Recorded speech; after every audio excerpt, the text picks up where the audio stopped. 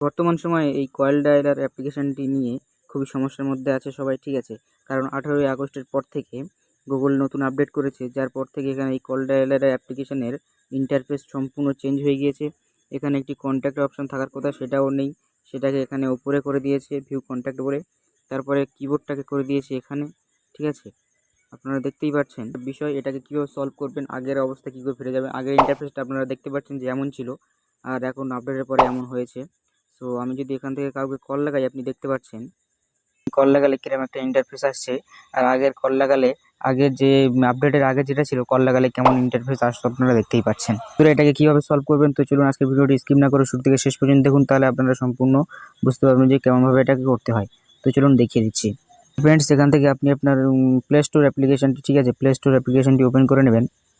Play store অ্যাপ্লিকেশনটি open করে নেওয়ার পরে এখানে সার্চ অপশনে আপনি ক্লিক করে সার্চ করবেন যে গুগল ফোন বলে এখানে সার্চ করবেন, ঠিক আছে।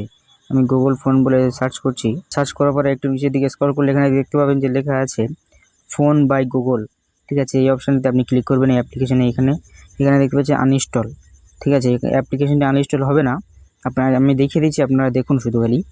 এখানে দেখুন আনইনস্টল অপশানে ক্লিক করবেন। ক্লিক করলে এখানে সোজাসুজি লেখা আছে যে do you want to uninstall all updates to this Android system apps.